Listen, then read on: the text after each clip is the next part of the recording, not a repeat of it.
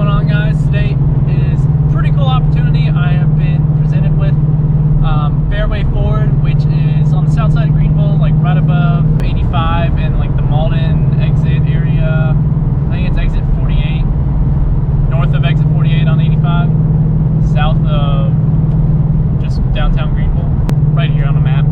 I really wanted to do like a 10-year comparison video with my car and like a 2021 base model GT. I sent them a message a while ago and they never replied.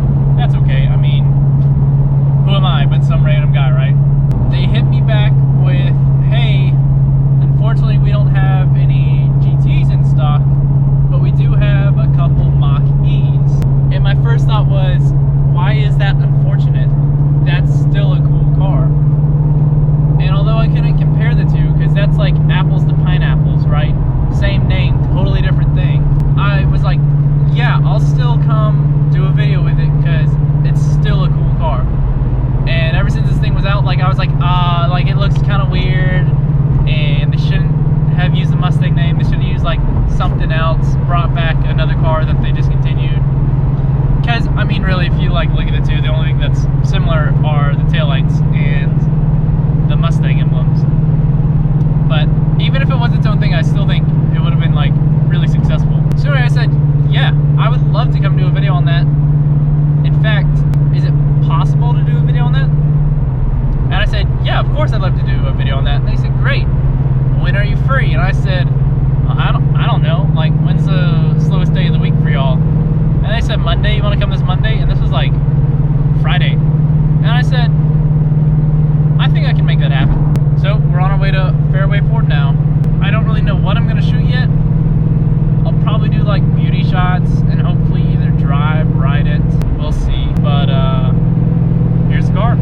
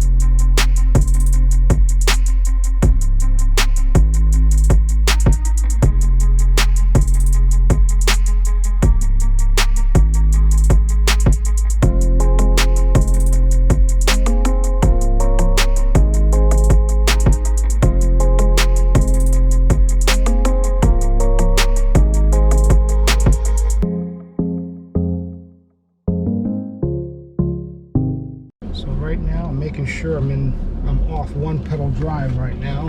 Okay. I've got propulsion sound on, and we are in engage mode. Propulsion sound? Yes. So we are putting Ford is putting a propulsion like an engine sound. Okay. As you're taking off, and you can hear it. Hear that sound right there? Yeah. It's totally electric. How much does a fill-up charge cost with this? That's a good question.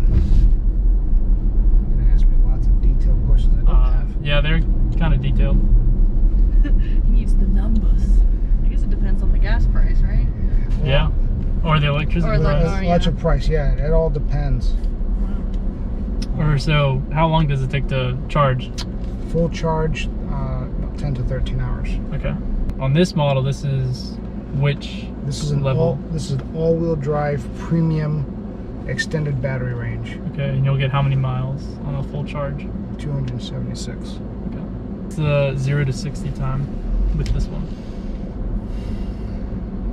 It's like 5.5. And then can you use any like car charger on a road trip, or do you have to go to certain ones? There's a certain one but there's an adapter you can also use. So I could pull up to a Tesla plug and use the adapter? Okay. How's that feel? It's pretty quick. Quicker than I was expecting. And that's engage mode. I'm going to unbridled now. Alright.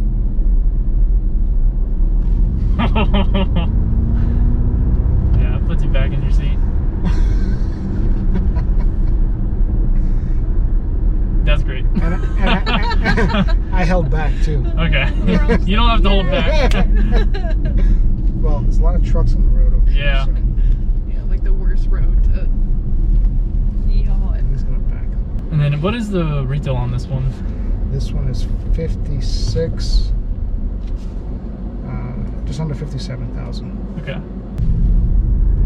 Oh yeah. That just keeps pulling.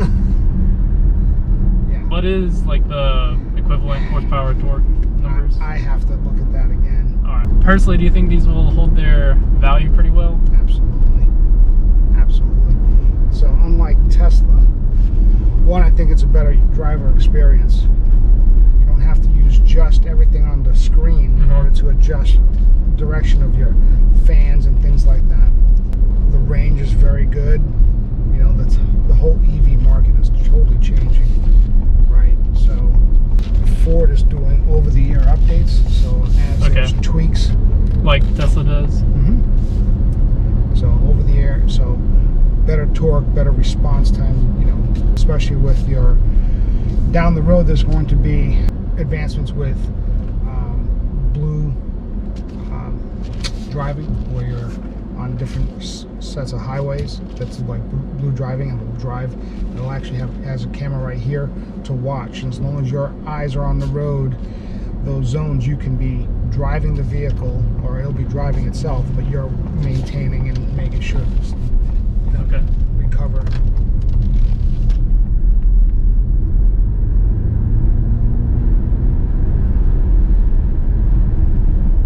People say they don't like the fact that it's called the Mustang, but it sure drives, like it sure takes off like Yeah, it's pretty quick. You know, like cooled, heated seats, pretty normal features. normal features, yeah. Okay. Lane departure, blind spot detection. Yeah, ride's really smooth, especially like all the bumps we're going over.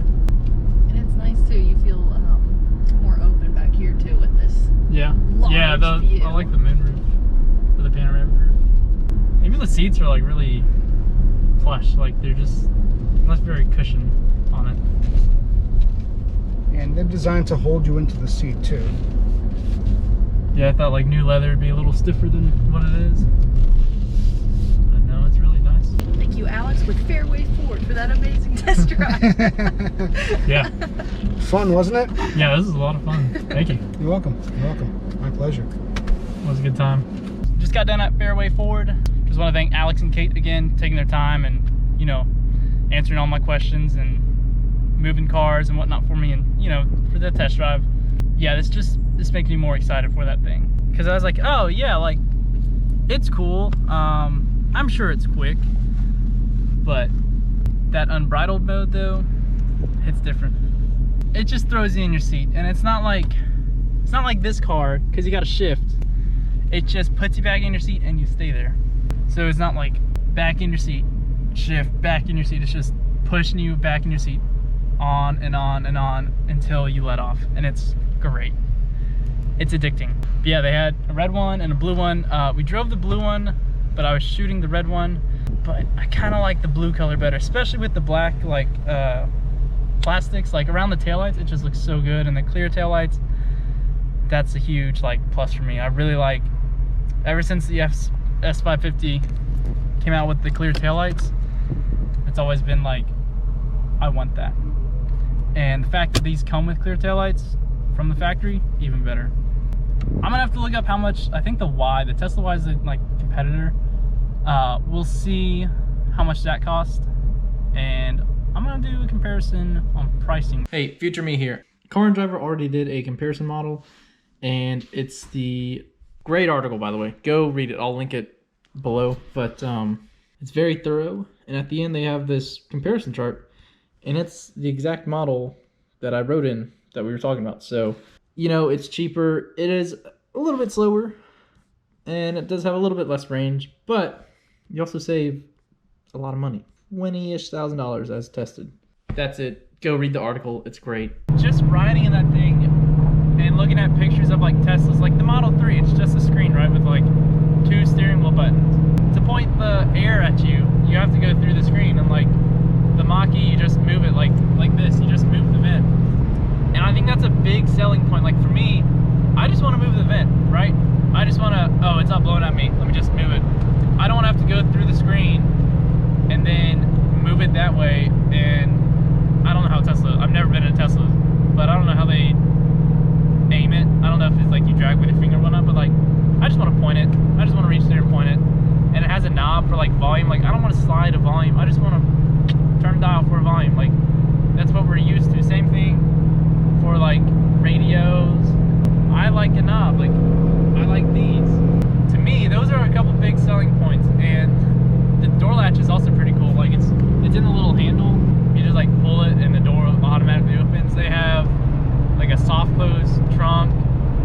The front, Doug DeMuro was right. To prepare for this, I did watch Doug DeMuro's review on it, and he was right. You do kind of have to slam the trunk, the front, I should say. It's not like a normal hood where like you close it and then you push it down. Like, you just gotta like plop that thing down, and it's weird because you gotta pull the lever twice. One to unhinge it, and then the next one just pops it open. It's on strut, so it goes up very easily. But the doors, super cool. You just press a button and they pop open a little bit, and then you can open them. The car in Doug's video had like these handles that popped out, but this one just had like an always out handle. Might just be an option thing. Either way, you just pop it and you just pull the handle with it. But the back ones, you push the button and it shoots the door out, and then in the like the door sill is a rubber pad. It's a pretty big pad, so like it doesn't really matter where you grab it. You can open the door with that. It's pretty nice. It's like white leather, and I was like, like that's probably gonna be like really hard new leather. No, very plush. Once I graduate and get a job and start looking for like a daily driver, because I'll probably turn this into some sort of race car or sell it and buy another race car to do like NASA events with. I want an electric as a daily, because you know, even if your range is 200 miles, how far do you drive in a day? To and from work, around town, 20 miles max on average. Like, some people commute 40 minutes, some people commute an hour. I get it. But me, personally, I commute 10 minutes a day. Probably 5 miles. And then if I have to go to the grocery or like to dinner or lunch or something, that's 10, 15 miles. So round up to 20 miles a day. That's 20 days before you have to charge it again. And that's the thing I think people like don't think through. Like, oh, it only has 200, 300 miles. It's like, yeah, but if you daily it, that's gonna last you a long time. And I get like trips, oh, it's gonna take forever to charge, but I look at it as this will be a car I drive to work every day. And in that sense, like, why would you not do it, you know? And I do think all EVs should have a universal charging port. Like think about a wall outlet in the US. There's not multiple types of wall outlets. It's a 2-prong, 3-prong system, right? I think all EVs should have the same style plug, and it's just kind of like a gas station. You know, there's different companies to charge it at, like Tesla chargers or whatever Ford uses. You know, there's different gas stations, Shell, BP, but it's all the same handle. And I think that's where we need to change it, because right now you have to use an adapter, and that's kind of lame. So I think there should be an agreement between all the automakers, like, hey, we're all going to use this style plug. let's agree on it, not change it, just make it easy on people, because that would also boost sales, because everybody's like, oh, I can charge it anywhere, instead of, oh, I have to use Tesla or Ford chargers. That's just the thought. But back in Clemson, as you can see. With that, I'm gonna end this video. So if you enjoyed this video, you know, let me know. Give a like, comment, share it. Let me know your thoughts on the Mach-E, whether you hate it, love it, would you rock it or not. I did a poll and about 3/4 of my followers said they would rock it. But you know, there are other people that's like, it's ugly, it shouldn't be called a Mustang. Yeah, I get it. But man, if you debadge that thing, you could just make it a slick thing. Like, there's no door handles, like, it's so slick. It's great. But take care, and I'll see you on the next one.